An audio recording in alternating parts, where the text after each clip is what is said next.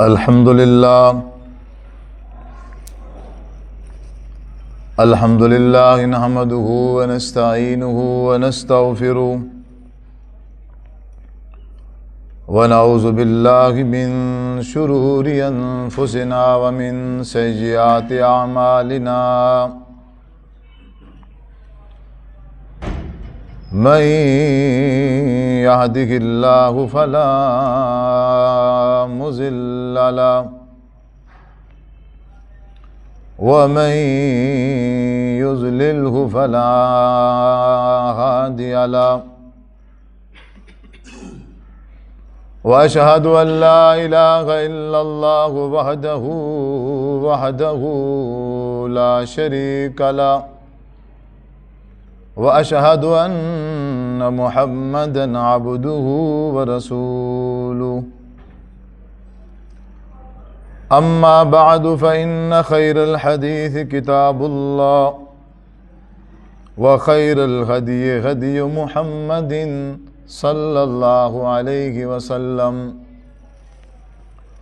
وشر الأمور محدثاتها فإن كل محدثة بدعة وكل بدعة ضلالة وكل ضلالة في النار. أعوذ بالله من الشيطان الرجيم. بسم الله الرحمن الرحيم. يا أيها الذين آمنوا اتقوا الله حق تقاته ولا تموتن إلا وأنتم مسلمون.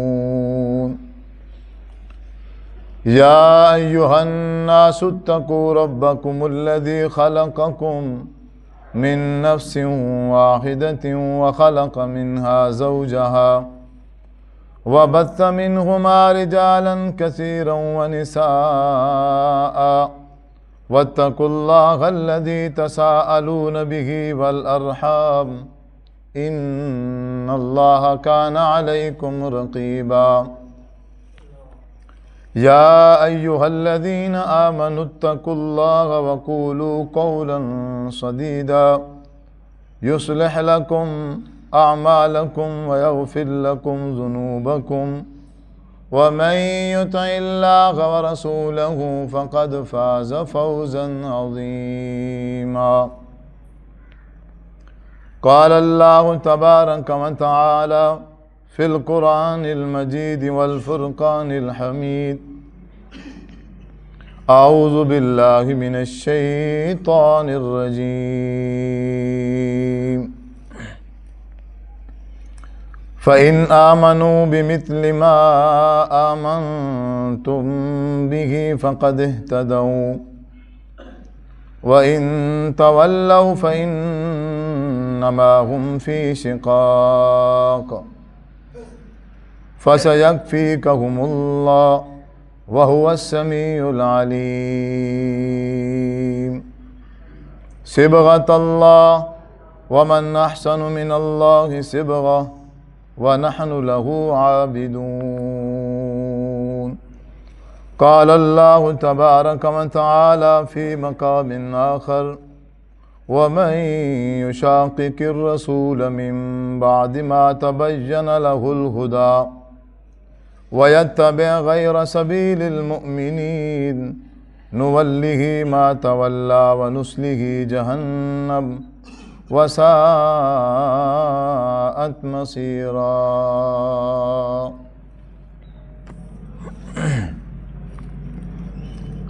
ہر قسم کی حمد و ثنا اللہ وحدہ لا شریک کی ذات کے لیے. درود و سلام آقا دو جہان جناب محمد صلی اللہ علیہ وسلم کی ذات اقدس مبارکہ پر خاص اور مختص ہوں.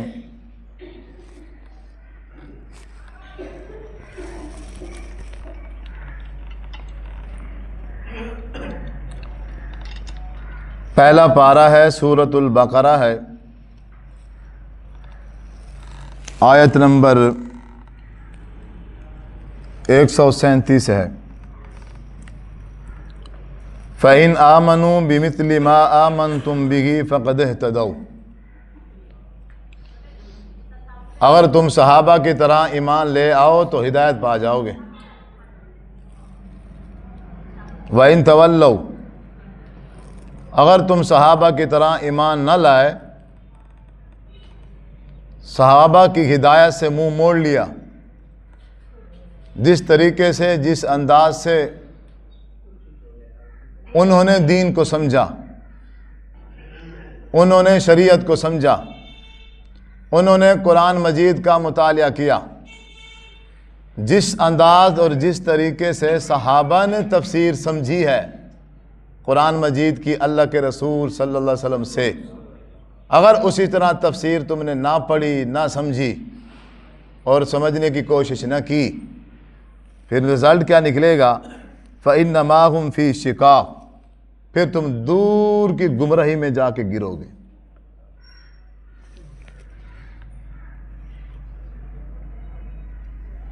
دوسرے مقام پر اللہ تعالیٰ نے کہا وَمَن يُشَاقِقِ الرَّسُولَ، جو رسول کی مخالفت کرے، مِن بَعْدِ مَا تَبَيَّنَ لَهُ الْهُدَى، ہدایت کے واضح ہو جانے کے باوجود بھی، وَيَتَّبِعْ غَيْرَ سَبِيلِ الْمُؤْمِنِينَ، صحابہ نے جو راستہ اختیار کیا، صحابہ کے راستے کو چھوڑ کے ان کے علاوہ کسی اور کے راستے کی پیروی کرے، رسول کی مخالفت، طریقہ صحابہ چھوڑ دیا، صحابہ کا راستہ چھوڑ دیا، یا مومنین سے مراد صحابہ، کیونکہ جب قرآن نازل ہوا تو اس وقت مومن کون تھے؟ صحابہ۔ غیر صحابہ کا راستہ چن لیا اس نے۔ اب قرآن پڑھے گا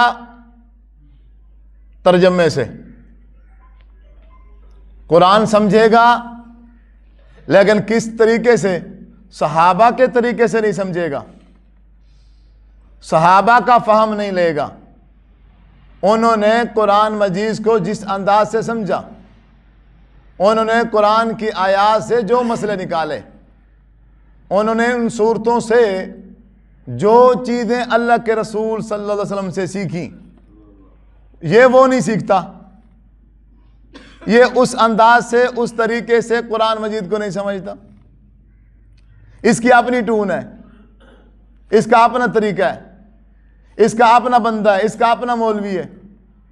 یہ کہتا ہے میں اپنی مرضی سے سمجھوں گا قرآن مجید کو، یہ کہتا ہے میں قرآن مجید کی تفسیر کروں گا اپنے عقل سے۔ اگر قرآن کی آیت میں پڑھوں گا ترجمہ، عربی گرامر سیکھ کے عربی لفظ جو ہیں ان کا میں ترجمہ کروں گا، لیکن میں دیکھوں گا اگر میری عقل کے مطابق ہوں گے تو ٹھیک ہے، میں اپنی عقل کے مطابق اس آیت کی تفسیر کروں گا، اس آیت کی تفسیر جو اللہ کے رسول نے کی، اس آیت کی تفسیر جو صحابہ کرام نے کی اللہ کے رسول صلی اللہ علیہ وسلم سے سیکھ کر۔ یہ وہ نہیں کرتا، یہ کیا کرتا ہے؟ غیر سبیل المومنین، صحابہ کے طریقے کو چھوڑ کے غیر صحابہ کے طریقے کو اپناتا ہے قرآن مجید کو سمجھنے میں۔ اس کا نقصان کیا ہوتا ہے؟ نُوَلِّهِ مَا تَوَلَّى، کیوں؟ اب اس بندے کا ارادہ نہیں ہے مومن بننا، مومن بننے کا اس بندے کا ارادہ نہیں ہے۔ بھئی کیا بننا چاہتا ہے تو؟ نُوَلِّهِ مَا تَوَلَّى، تو جہاں پھرنا چاہتا ہے اللہ فرماتا ہے ہم تیرے لیے وہ راستہ آسان کر دیتے ہیں، بلکہ ہم اس بندے کو اسی طرح موڑ دیتے ہیں، اور پھر آخرت دن رزلٹ یہ نکلے گا وَنُسْلِهِ جہنم، اور اس کا ٹھکانہ جہنم ہے، وَسَاءَتْ مَصِيرًا، اور وہ انتہائی بری جگہ ہے، انتہائی برا ٹھکانہ۔ بڑی ایک اہم بات ہے جس کی طرف میں آپ کی توجہ دلانا چاہتا ہوں۔ اکثر خطیبوں کا انداز ہوتا ہے کہ وہ پہلا مجمع جمع ہو جائے پھر وہ اصل بات بتاتے ہیں تاکہ سارے لوگ اکٹھے ہو جائیں۔ یہ جو آگے ہیں ماشاءاللہ اب میں انہیں بتا دیتا ہوں آخر میں آنے والوں کا نصیب. ہمارے برے صغیر میں جتنے بھی عالم ہیں، جتنے بھی مفتی ہیں، جتنے بھی شیخ ہیں، کیا انہوں نے قرآن نہیں پڑھا؟ کیا بغیر قرآن کو ترجمے سے پڑھے کوئی عالم بن سکتا ہے؟ کوئی ایسا مدرسہ، کوئی ایسا کالج، کوئی ایسی یونیورسٹی کہ جہاں عالم بنایا جاتا ہو انسان کو؟ تو اگر قرآن کا ترجمہ نہیں پڑھایا جائے گا، قرآن کا ترجمہ نہیں سکھایا جائے گا، تو عالم کیسے بنے گا؟ ایسے ہے نا. تو سب سے پہلے کیا ہوتا ہے؟ قرآن مجید کا ترجمہ سکھایا جاتا ہے، سمجھایا جاتا ہے، پڑھایا جاتا ہے. پھر اس کے بعد حدیث رسول سمجھائی پڑھائی جاتی ہے. پھر اس کے بعد فقہ پڑھائی جاتی ہے. پھر گرامر ہوتی ہے. پھر سیاست ہوتی ہے، ریاضت ہوتی ہے، ساری چیزیں پھر اس میں شامل ہو جاتی ہیں. تو پہلے نمبر پر کیا ہے؟ قرآن مجید کو ترجمے سے پڑھایا جاتا ہے. اب قرآن ایک ہے، مدرسے زیادہ ہے، مدرسے بہت زیادہ ہیں، اور مدرسے ان کے نام بھی الگ الگ ہیں، ان کے فرقے بھی الگ الگ ہیں، ان کی جماعتیں بھی الگ الگ ہیں. تمام الگ الگ فرقوں کے مدرسوں میں جو قرآن مجید پڑھا کے انسان کو عالم بنایا جاتا ہے وہ قرآن ایک ہے. اردو سمجھ آ رہی ہے؟ مطلب پشتو مجھے نہیں آتی. پھر ٹھیک ہے، کوئی ساتھی خالی نہ جائے، میں کہتا ہوں کہ سمجھ کے جائے، عمل تو پھر نصیب کی بات. ہر فرقے کا مدرسہ ہے، ہر فرقے کے مدرسے میں جو قرآن پڑھایا جاتا ہے وہ یہاں تک بات ٹھیک ہے؟ وہ ایک ہے. قرآن ایک ہے، فرقے کیسے بن گئے؟ پھر چوتھا پارہ ہے، قرآن منع کر رہا ہے وَلَا تَفَرَّقُوا وَاعْتَصِمُوا بِحَبْلِ اللَّهِ جَمِيعًا. قرآن کو سارے مضبوطی سے پکڑ لو، فرقے نہ بنو. اب یہ سارے پڑھ رہے گئے، پڑھ بھی رہے گئے، فرقے بھی بنا رہے. اچھا فرقے کہاں سے بنا رہے؟ قرآن ہی سے فرقے بنا رہے ہیں. قرآن کو پڑھ کے قرآن سے فرقہ بنا رہے ہیں. وجہ کیا ہے؟ بندہ قرآن بھی پڑھے پھر بھی ہدایت نہ آئے تو پھر ہدایت کہاں سے آئے گی؟ ہر فرقے والے کے پاس کتاب یہی ہے. کون سی ایسی چیز ہے اس میں جس کی وجہ سے ہم ہدایت سے محروم ہیں، فرقوں میں تقسیم ہو گئے ہیں، فرقوں میں بٹ گئے ہیں؟ اس کی کیا وجہ کیا ہے؟ بالکل آسان وجہ ہے اس کی. ہم نے قرآن پڑھا، ہم نے قرآن سیکھا، ہم نے بچوں کو قرآن پڑھایا. کس منہج کے مطابق؟ اپنی منہج کے مطابق، اپنے طریقے کے مطابق، اپنی عقل کے مطابق. اب میں قرآن مجید کی آیت سمجھتا ہوں اپنی عقل کے مطابق، اپنے استاد کی عقل کے مطابق، اپنے شیخ کی عقل کے مطابق. اب ہر بندہ بیٹھ کے مدرسے میں اپنی عقل کے مطابق قرآن مجید کی آیات کی تفسیر کر رہا ہے. جب میں اپنی عقل کے مطابق تفسیر کروں گا، یہ اپنی عقل کے مطابق تفسیر کریں گے، یہ بھائی اپنی عقل سے، وہ بھائی اپنی عقل سے. ہماری چاروں کی جو عقل ہے وہ مختلف ہے. یہ بھائی اور سوچتا ہے اور انداز سے سوچتا ہے، اس کی سوچ اور ہے، بات سیم ہے. ان سیم باتوں سے چار باتیں نکل آئی ہیں. اس نے اور سوچی، اس نے اور سوچی، میں نے اور سوچی، اور اس نے اور سوچی ہے. ہماری سوچ مختلف ہے، ہمارا مزاج مختلف ہے، ہماری عادات مختلف ہے، ہماری پسند ناپسند مختلف ہے. کسی انسان کی بھی کوئی چیز آپس میں ملتی نہیں ہے. یہ ہمارے خالق کی کاریگری ہے، یہ ہمارے مالک کی کاریگری ہے. تو جب ہم اپنی اپنی رائے، اپنی اپنی عقل، اپنی اپنی سوچ کے مطابق تفسیریں کریں گے تو تفسیریں کیا ہو جائیں گی؟ مختلف ہوں گی کہ نہیں ہوں گی؟ ہیں کہ یا نہیں؟ موجود ہے نا؟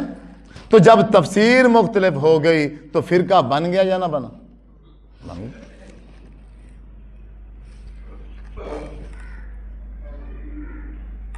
اگر یہ سب مسلمان جس طرح اللہ فرماتا ہے کہ تفسیر اس طرح سمجھو، فَإِنْ آمَنُوا بِمِثْلِ مَا آمَنْتُمْ بِهِ، صحابہ کی طرح تفسیر سمجھو۔ ہم عجمی ہیں، ہم کہ عربی تھوڑی ہیں کہ قرآن مجید عربی میں پڑھا جائے گا اور ہم سمجھتے جائیں گے، ایسا ہرگز نہیں ہے۔ وہ جو اصحاب عربی تھے وہ بھی بعض اوقات قرآن مجید کی آیت کی تفسیر سمجھنے میں غلطی کر جاتے تھے، بات کچھ ہوتی تھی سمجھ کچھ جاتے تھے، اور اس وقت ہمارے آخری نبی حضرت محمد صلی اللہ علیہ وسلم موجود بیٹھے تھے، جہاں جس صحابی کو غلطی لگتی تھی، جہاں جس صحابی سے بھول ہوتی تھی، وہ فوراً آپ صلی اللہ علیہ وسلم کے پاس آتا اور آپ صلی اللہ علیہ وسلم اس کی تصحیح فرما دیتے اور بات بالکل درست ہو جاتی۔ حضرت عدی بن حاتم رضی اللہ تعالی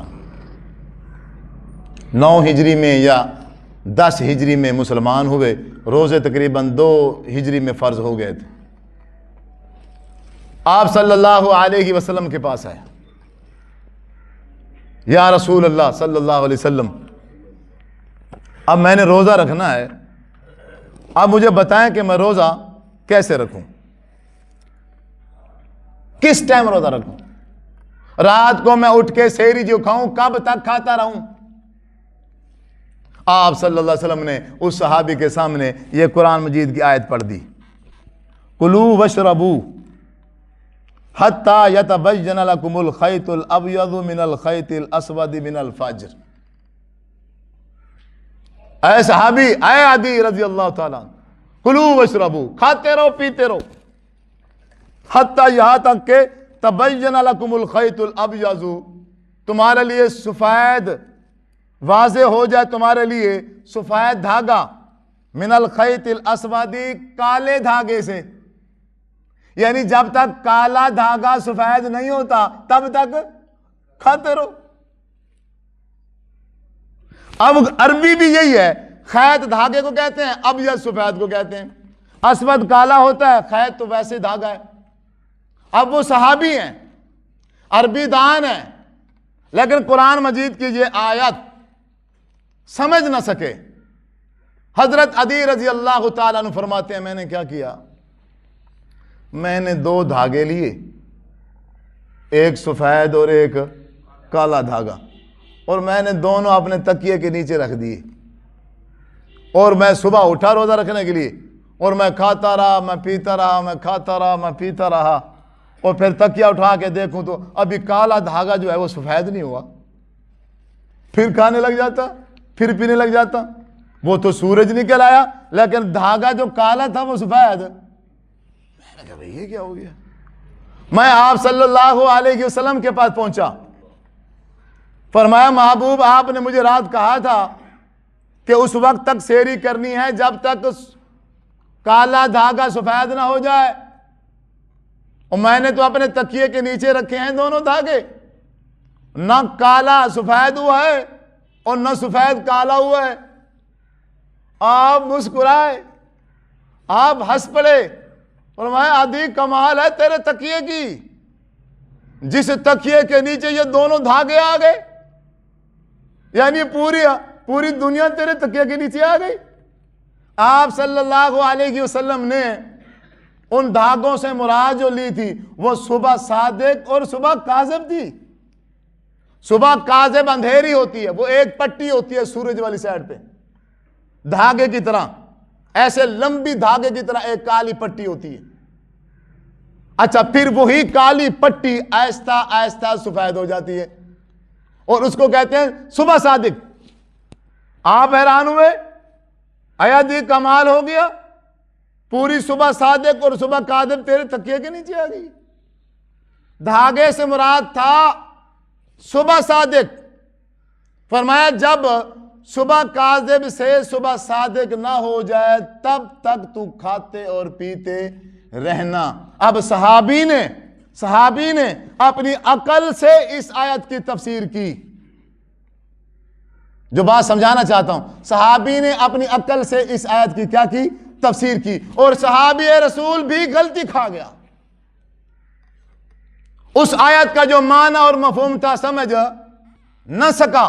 یہ تو پھر ہمارے آخری نبی حضرت محمد صلی اللہ علیہ وسلم نے وضاحت کی, سمجھایا, آپ نے اس کی تصحیح فرما دی. اے میرے صحابی, تمہیں مغالطہ لگ گیا ہے, تمہیں غلطی لگ گئی ہے. اس سے مراد صبح صادق اور صبح کاذب ہے. اب ہمارا سب سے بڑا مسئلہ یہی ہے, ہم میں سے ہر بندہ جس نے 2 لفظ شریعت کے پڑھ لی ہیں وہ کہتے ہیں میں شیخ اور مشائخ ہوں. دنیا کے ناز کے مسائل مجھ سے پوچھو. اب سب سے بڑا عالم میں ہوں, سب سے بڑا مفسر میں ہوں. جنہوں نے قرآن مجید کی تفسیریں لکھ دی ہیں 7 8 10 جلدوں میں, انہوں نے غلطیاں کی ہیں. آیت کا جو مفہوم ہے, جو معنی ہے, وہ سمجھے ہی نہیں ہے. غلطی کر کے بڑے بڑے عالم. صاف ظاہر ہے جب ایک صحابی غلطی کر سکتا ہے تو عالم کیا چیز ہے؟ عالم کیا چیز ہے؟ علامہ مودودی رحمت اللہ علیہ تفہیم القرآن لکھی 7 جلدوں میں. اب وہ تفسیر کرتے سورۃ حاقہ میں آ کے غلطی لگ گئی. ایسا جملہ کہہ دیا کہ ساری زندگی کی محنت پہ پانی پھیر دیا انہوں نے. اٹھاؤ تفہیم القرآن, اٹھاؤ سورۃ الحاقہ پڑھو. کیوں؟ اب قرآن مجید کی آیت کی تفسیر عقل سے کر رہے ہیں. اللہ تبارک و تعالی نے صاف فرمایا کہ کل قیامت کے دن وَيَحْمِلُ عَرْشَ رَبِّكَ فَوْقَهُمْ يَوْمَئِذٍ ثَمَانِيَةٌ 8 فرشتے اللہ تبارک و تعالیٰ کا عرش اٹھا کے آئیں گے. قرآن کی آیت ہے. وہ کہتے ہیں قرآن کی آیت ہے, ٹھیک ہے, عقل نہیں مانتی. عقل کیسے؟ بھئی اللہ تبارک و تعالیٰ کو عرش سماوات کون اٹھا سکتا ہے؟ یہ نہیں ہو سکتا. اب وہ لکھتے ہیں وہ منزہ ذات, وہ ذات جو جسم سے بھی منزہ, جو جہت سے بھی منزہ, اور جو جگہ سے بھی منزہ. منزہ کہتے ہیں پاک کو.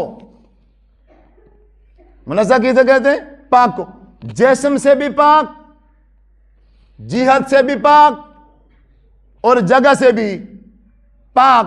پھر بچا گیا نہ جس کا جسم ہے, نہ جس کی کوئی سمت ہے کہ جس سمت وہ رہتا ہے, وہ بھی نہیں. نہ جس کی کوئی جگہ ہے جہاں وہ رہتا ہے, وہ بھی نہیں. تو پھر وہ کیا ہے؟ وہ ہے کیا اور کہاں ہے؟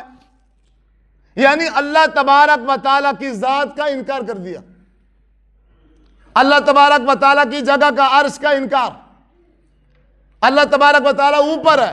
ہمارے چھوٹے چھوٹے مسلمان بچوں کو پتہ ہے اللہ کہاں ہے, وہ کہے گا اوپر ہے. وہ کہتے نہیں, جہت سے بھی منزہ, جہت سے بھی پاک. اس کی کوئی جہت نہیں ہے, اس کا کوئی جسم نہیں ہے, اس کی کوئی جگہ نہیں ہے. اگر جگہ بناؤ گے متعین ہو جائے گا, جسم بناؤ گے متعین ہو جائے گا. اب اللہ تبارک و تعالیٰ کو لامحدود اور غیر متعین کیا جا رہا ہے.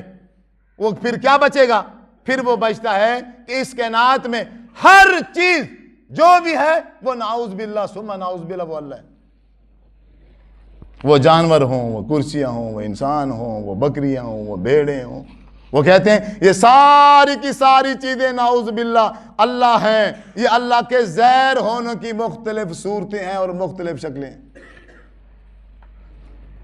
یہ مسلمانوں کے عقیدے ہیں جنہوں نے قرآن مجید کی تفسیریں لکھ دی ہیں.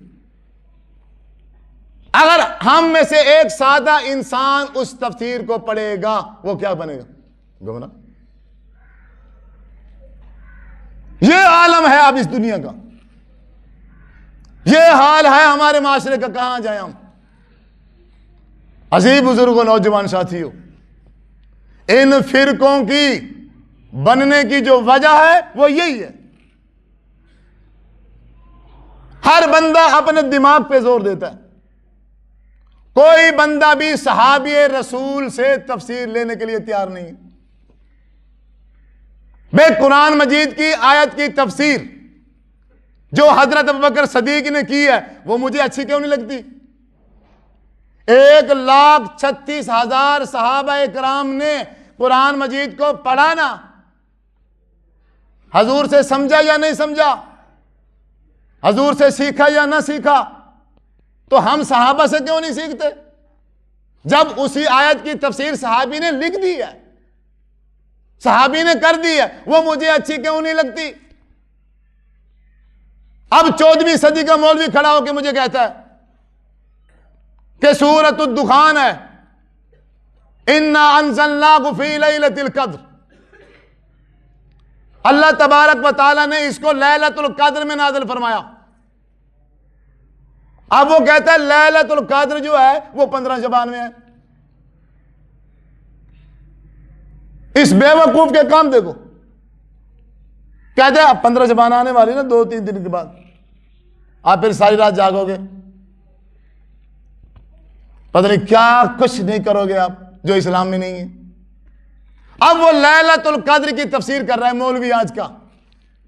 1,36,000 صحابہ میں سے کسی صحابی نے بھی اس قرآن مجید کی آیت کی تفسیر اللہ کے رسول سے شب برات یا شب برات کہتے ہیں، کیا کہتے ہیں، شب برات ہی ہے لگتا ہے، شب برات اس آیت کی تفسیر کسی صحابی نے نہیں کی، لیکن آج کا مولوی اسی آیت سے شب برات نکال رہے ہیں۔ اکثر مسلمان کلمہ گو، نمازی، پرہیزگار، متقی، وہ سارے اس جھوٹے مولوی کی جھوٹی تفسیر کے پیچھے لگ کے ویسے کر رہے گئے، اور صحابہ کرام نے جو تفسیر اللہ کے رسول سے سمجھی ہے اس کو کوئی لینے کے لیے، اس کو کوئی سمجھنے کے لیے تیار نہیں۔ اللہ تبارک و تعالیٰ نے کہا، سورۃ النجم ہے، وَلَقَدْ رَآهُ نَزْلَةً أُخْرَىٰ، البتہ تحقیق آپ نے اس کو دوسری مرتبہ دیکھا، عند سدرۃ المنتہا، ایک بار سدرۃ المنتہا کے پاس دیکھا۔ ابھی شب معراج پیچھے گزرا ہے،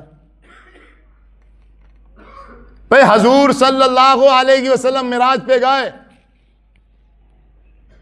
سدرۃ المنتہا پر حضرت جبرائیل امین رک گئے، انہوں نے کہا اب میں آگے نہیں جا سکتا، آگے اور فرشتوں کی ڈپٹی ہے، وہ آپ کے لے جائیں گے، میں نہیں جا سکتا۔ حضور سدرۃ المنتہا سے اوپر گئے، صحیح سند کے ساتھ حدیث ہے، آپ نے کہا میں نے اپنے کانوں سے جو کلمہ تقدیر لکھتی ہے نا، اس کے لکھنے کی آواز میں نے اپنے کانوں سے سنی۔ اب اس آیت کی تفسیر مولوی کرتا ہے، آج کا 14ویں صدی کا مولوی، کیا کہ اللہ کے رسول صلی اللہ علیہ وسلم جب معراج پر گئے، وَلَقَدْ رَآهُ نَزْلَةً أُخْرَىٰ، اللہ تعالیٰ کو دوسری مرتبہ دیکھا۔ صحابی رسول نے امی عائشہ صدیقہ رضی اللہ تعالی عنہا سے پوچھا کہ اس آیت کی تفسیر کیا ہے؟ آپ نے سدرۃ المنتہا پر جا کے کس کو دیکھا؟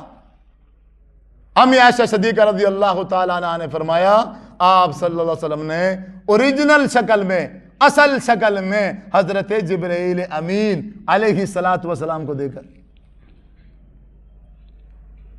اور کہا، صحیح بخاری کی حدیث ہے، جو بندہ کہتا ہے کہ حضور نے اللہ تبارک و تعالیٰ کو آنکھوں سے دیکھا ہے، وہ جھوٹا انسان ہے، اس کی کوئی بات نہ مانے، کیوں قرآن گواہ ہے لا تدرکہ الابصار وہو یدرک الابصار، اللہ تبارک و تعالیٰ جسے چاہے دیکھ سکتا ہے، اور اس دنیا کائنات کی کسی آنکھ میں یہ ہمت، یہ طاقت نہیں ہے کہ وہ اللہ تبارک و تعالیٰ کو دیکھ سکے۔ قرآن کہتا ہے۔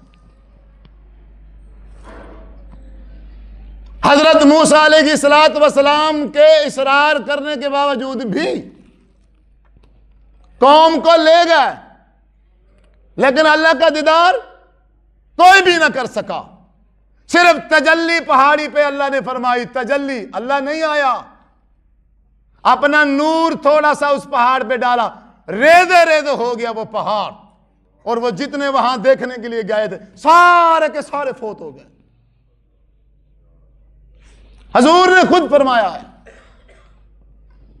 جب صحابی نے اللہ کے رسول سے پوچھ لیا کہ جب آپ معراج پہ گئے ہیں آپ نے اللہ کو دیکھا؟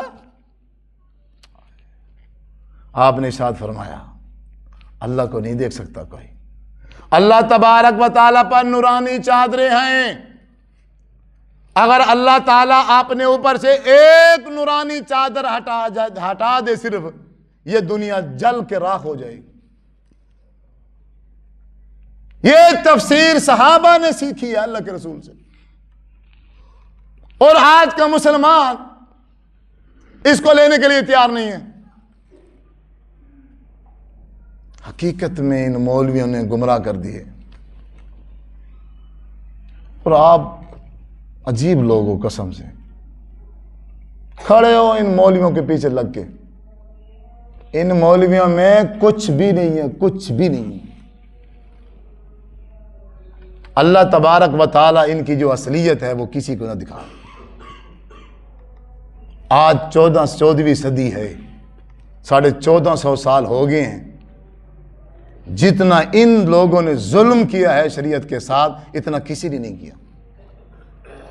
ہم سب نے ان پر اعتماد کیا، بھروسہ کیا، منبر رسول کا وارث بنایا ہم نے۔ انہوں نے اسلامی لبادہ پہن کر،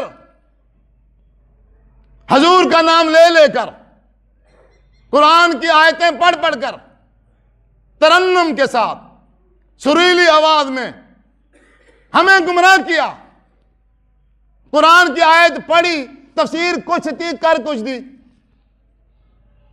صحابہ اس سے کچھ اور لے رہے اور یہ کچھ اور لے رہے۔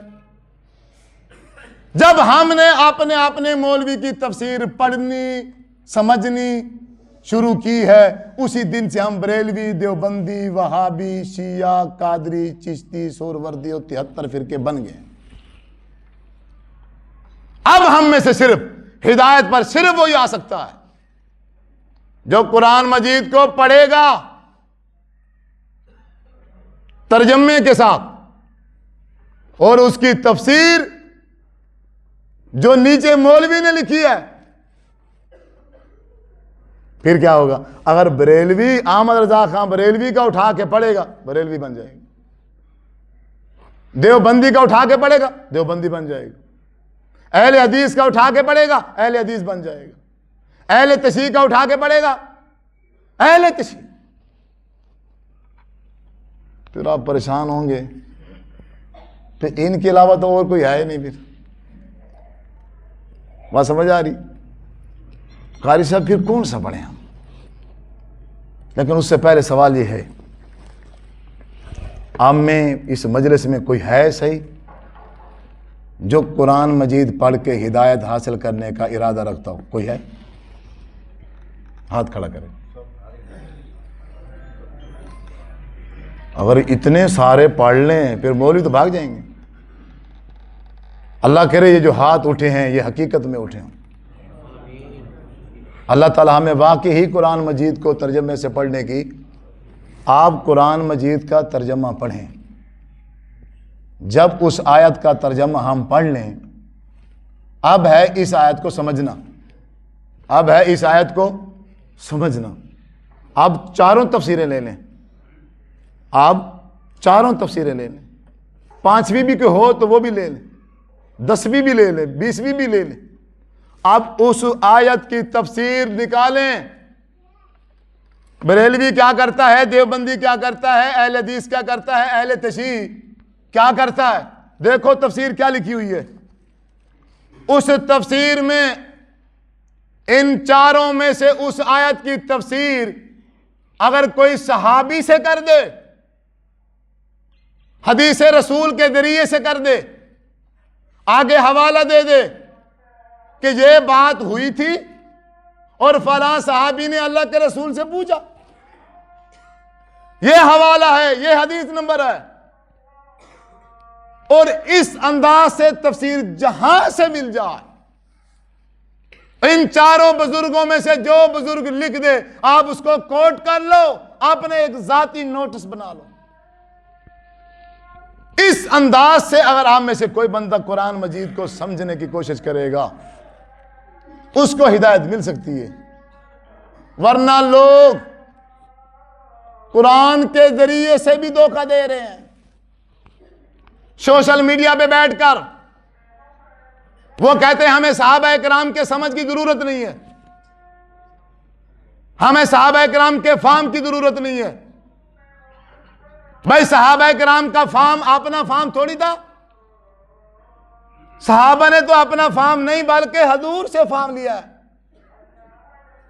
جہاں جہاں مغالطہ ہوا، جہاں جہاں وہ بھولے، اللہ کے رسول صلی اللہ علیہ وسلم نے اس کی کیا کر دی ہے؟ تصحیح کی ہے۔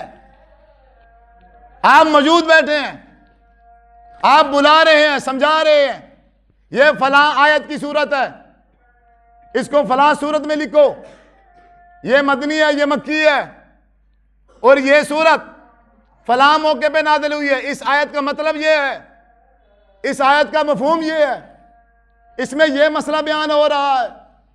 اب قرآن کہتا ہے اقیموا الصلاۃ وآتوا الزکاۃ، نماز پڑھو زکوٰۃ دو۔ اب نماز کیسے پڑھیں؟ اب یہ چاروں فرقوں والے اس آیت کی تفسیر کریں گے۔ وہ کوئی بریلوی لکھے گا اپنا طریقہ، دیوبندی لکھے گا اپنا طریقہ، اہل حدیث اپنا لکھے گا، اہل تشیع اپنا طریقہ لکھے گا۔ اب میں کون سا لوں؟ سارے قرآن کے نیچے لکھے ہوئے ہیں، اوپر آیت کوٹ کی ہوئی ہے، نیچے طریقے لکھے ہوئے ہیں، اب میں کہاں جاؤں؟ اب میں وہاں دیکھوں گا جس نے اس آیت کے تحت اس قرآن مجید کی آیت کی تفسیر حدیث رسول کے ذریعے سے کی ہوئی ہے، صحابہ کرام سے کی ہوئی ہے، میں وہ لے لوں گا۔ اور جنہوں نے اماموں کے ذریعے سے یا اپنے بزرگوں کے ذریعے سے جو 1400 سال کے بعد آئے ہیں، دو سو سال کے بعد آئے ہیں، 100 سال کے بعد آئے ہیں، اگر ان سے کسی نے تفسیر کر دی ہے اور حوالہ بھی کوئی نہیں ہے کہ آپ کو کیسے پتہ چل گیا ہے کہ قرآن مجید کی آیت جو ہے یہ اس لیے اتری تھی؟ آپ کو کس نے کہا ہے؟ وہ تو اللہ کے رسول پہ اتری ہے، تو اللہ کے رسول ہی وضاحت کریں گے، اور جب اللہ کے رسول نے وضاحت کی ہے تب تو صحابہ تھے یا کوئی اور تھا؟ عزیز بزرگوں، نوجوان ساتھیوں، آپ میرے بھائیوں، آپ میرے بزرگ ہو، یہ جو فرقہ واریت اپنے دماغ میں بٹھا رکھی ہے، اپنے دل میں سما رکھی ہے، اس سے اپنی جان چھڑاؤ۔ سب سے پہلے تو فرقہ واریت دماغ سے نکال دو، سب سے پہلے اپنے آپ کو کلیئر کرو، جب سے میں آیا ہوں یہی بات کر رہا ہوں، لیکن یہاں مجھے ایسے لگ رہا ہے کوئی اثر ہو نہیں رہا، اتنے پکے پتھر ہیں یہاں، اتنے مضبوط اور سخت دل رہتے ہیں یہاں، اتنے لمبا عرصہ، اور بات ایک ہو رہی ہے کہ قرآن مجید کو ترجمے سے پڑھو، فرقہ واریت سے باہر نکلو، پھر کہتے ہیں ہم بریلوی ہیں، پھر کہتے ہیں ہم دیوبندی ہیں۔ کمال نہیں ہو گیا؟ قرآن کی بھی نہیں مانتے ہو تو قرآن سے پھر کون سا ایسا بیان افضل آئے گا، اترے گا جو ہمیں سمجھائے گا؟ اب اگر ہم قرآن کو بھی نہ مانیں تو کس کو مانیں ہم؟ یہ خوبصورت جوانی جہنم کی آگ سے بچا لو، اس کو جہنم کے ایندھن نہ بننے دو۔ کوئی کسی کا نہیں ہے، کوئی ناراض نہیں ہوتا ہے تو ہو جائے۔ اگر فرقہ واریت سے جان چھوٹتی ہے تو چھوڑ دو، باپ چھوٹتا ہے چھوڑ دو۔ کیا صحابہ نے نہیں چھوڑے؟ بیویں نہیں چھوڑی انہوں نے، بچے چھوڑ دیے، جائیدادیں چھوڑ دی، ہر چیز چھوڑ دی حضور صلی اللہ علیہ وسلم کی شریعت کی خاطر۔ تو اللہ تعالیٰ نے جنتوں کا وارث بنایا ہے۔ آج ہمیں وہی سبق دیا جا رہا ہے، ہر چیز چھوڑ دو۔ اگر نہ چھوڑو تو کس کو نہ چھوڑو، قرآن مجید کو نہ چھوڑو اور حدیث رسول صلی اللہ علیہ وسلم کو نہ چھوڑو۔ اب آپ بھائیوں سے یہی گزارش ہے، قرآن مجید کو ترجمے سے پڑھیں اور اس کو سمجھیں۔ کس انداز سے؟ صحابہ اکرام رضوان اللہ علیہم اجمعین کی فہم کے مطابق۔ اس کے علاوہ اگر ہم کسی اور کی فہم سے قرآن مجید کو سمجھنے کی کوشش کریں گے تو پھر ہم گمراہ ہو سکتے ہیں، ہدایت پر نہیں آ سکتے۔ یہ قرآن کہہ رہا ہے فَإِنْ آمَنُوا بِمِثْلِ مَا آمَنْتُمْ بِهِ فَقَدِ اهْتَدَوْا۔ صحابہ کی طرح ایمان لاؤ گے تو ہدایت ہے، اگر صحابہ کی طرح ایمان نہ لائے تو پھر ہدایت بھی تمہیں نہیں ملے گی۔ اللہ تعالیٰ سے دعا ہے اللہ رب العزت عمل کرنے کی توفیق عطا فرمائے۔ وآخر دعوانا الحمدللہ رب العالمین۔